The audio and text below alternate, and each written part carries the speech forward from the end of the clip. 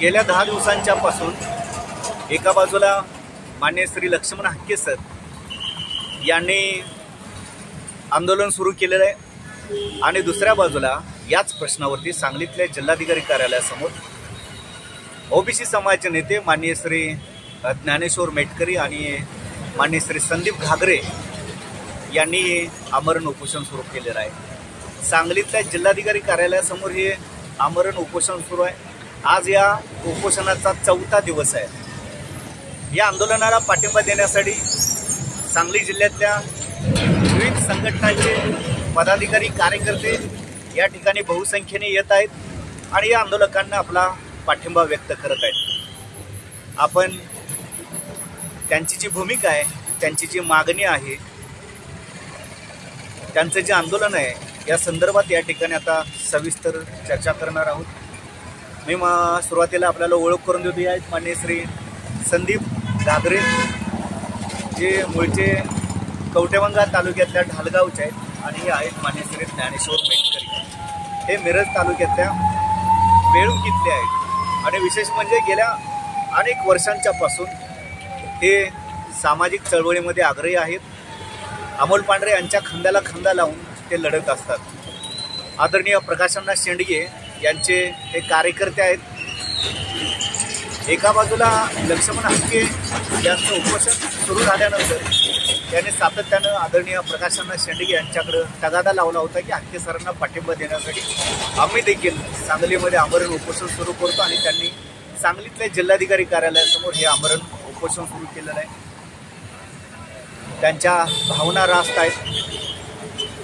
जिल्हाधिकाऱ्यांना त्यांनी जे निवेदन दिलेलं आहे त्या निवेदनामध्ये त्यांनी काय काय म्हटलेलं आहे आपण त्यांच्याकडून या ठिकाणी जाणून घेऊयात। संदीपदा, आज तुमच्या आमरण उपोषणाचा 4था दिवस आहे।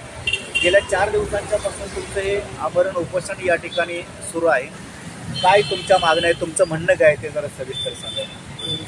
जनमोर्चा सांगली आदरणीय आमचे नेते प्रकाशअण्णा शेंडगे यांच्या नेतृत्वाखाली आदरणीय लक्ष्मणजी हाके यांच्या समर्थनात आम्ही इथे उपोषणाला बसलेलो आहे। आज आमचा 4था दिवस आहे आणि साहेबांना निवेदन दिलेलं आहे।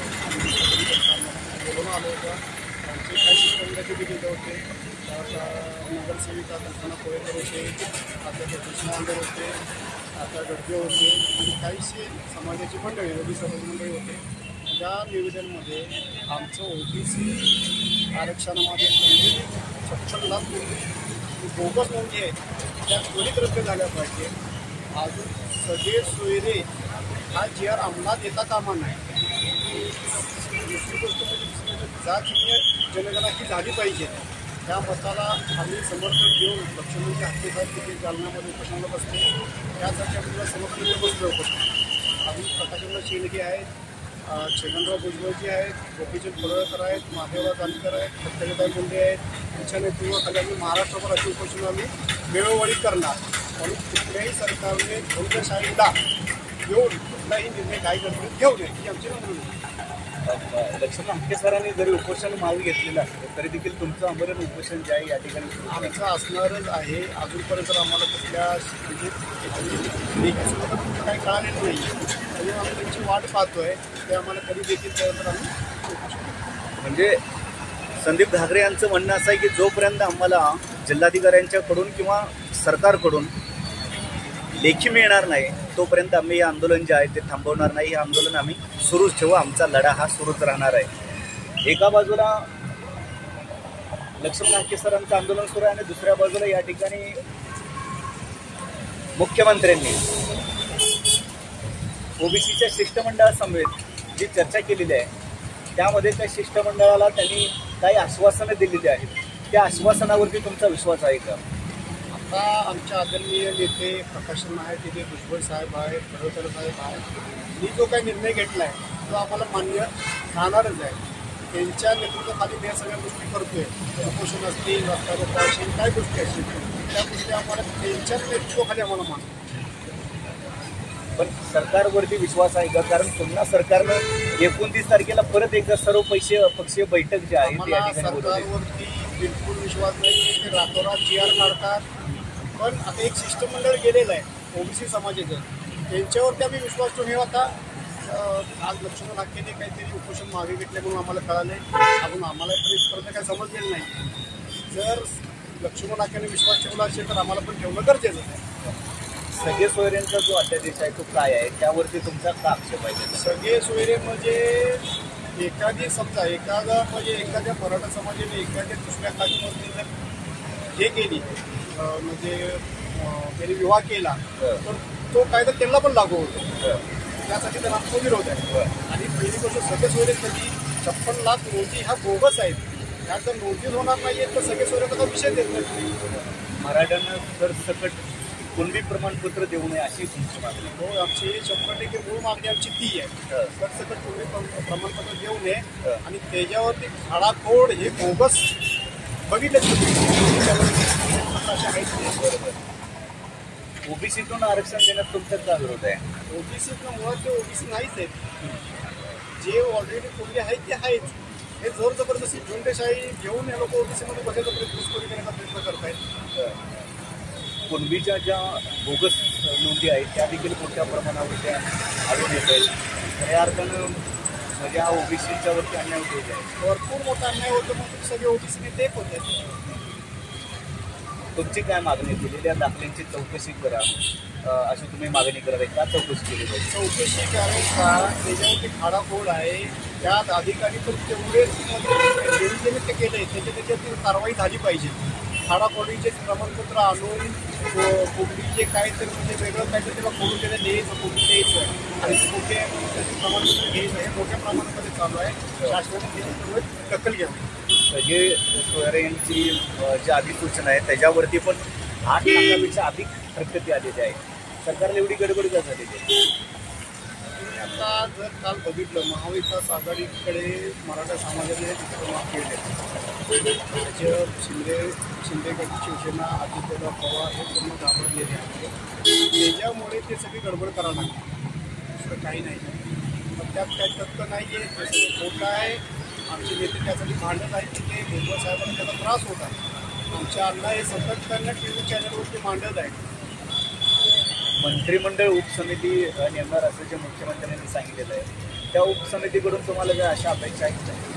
उपसमितीमध्ये आता कुठल्या समाजाची लोक घेत आहेत त्याच्याकडे पहिलं आपलं बघितलं पाहिजे. त्याच्यावर त्यांनी तो निर्णय सांगू शकतो किती म्हणजे आता कुठल्या समाजाची घेणार काय घेणार त्याच्यावरती आपलं ते कळणार.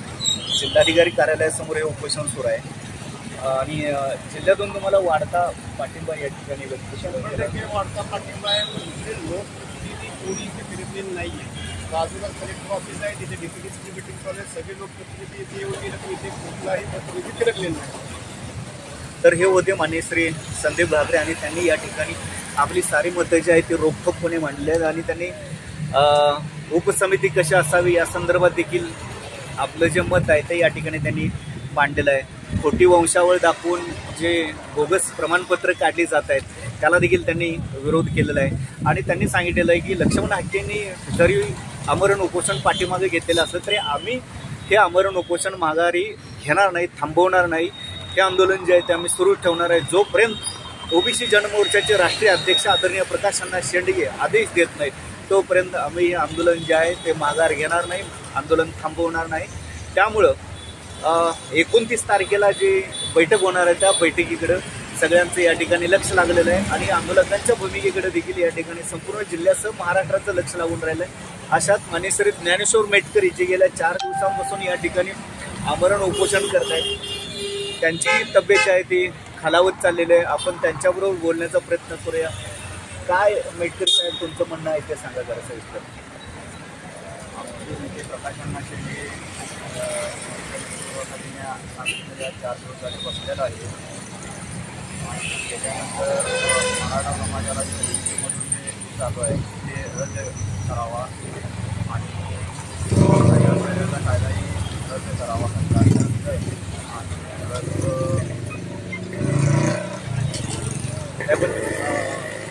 उपसमिती वगैरे नेमलेली आहे त्यावरती तुमचा विश्वास आहे का?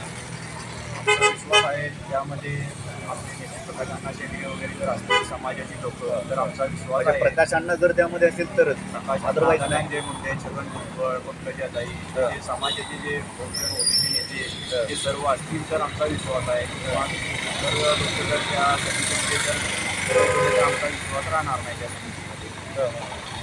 सर, सकट मराठा समाजाला कुणबी प्रमाणपत्र दिले तर ओबीसींच्यावरती अन्याय होणार आहे असा जो तुम्ही दावा करताय तो कशा पद्धतीने अन्याय होणार आहे?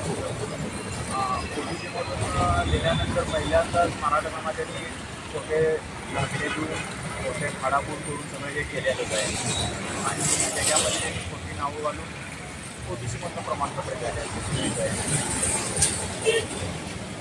म्हणून मराठा समाजाला सरसकट कुणबी प्रमाणपत्र देऊन आहेत तुमच्या हां, खरोखर गरीब मराठा आहे त्याला मिळायला काय हरकत नाही. तुमचं हे आंदोलन तुम्ही कुठपर्यंत चालू करणार? ते नेते प्रकाशांना शेंडगे आणि लक्ष्मण यांच्या समर्थनात आम्ही हे आंदोलन उभा केलेलं आहे. ज्यावेळेला आम्हाला आदेश देतील त्या दिवशी आम्ही आंदोलन मागू. म्हणजे जे सत्ताधारी आहेत ते या ठिकाणी येण्यास टाळाटाळ करत असले तरी देखील जे चळवळीतले कार्यकर्ते आहेत, ओबीसी समाजासाठी काम करणाऱ्या संघटना आहेत, नेते आहेत, पदाधिकारी आहेत, ते या ठिकाणी येत आहेत आणि आंदोलकांना पाठिंबा व्यक्त करत आहेत. विविध संघटनांनी, सामाजिक संस्थांनी यांना पाठिंबा दिलेला आहे आणि आपण तुमच्यासोबत असल्याचं त्यांनी या ठिकाणी सांगितलेलं आहे. दुसऱ्या बाजूला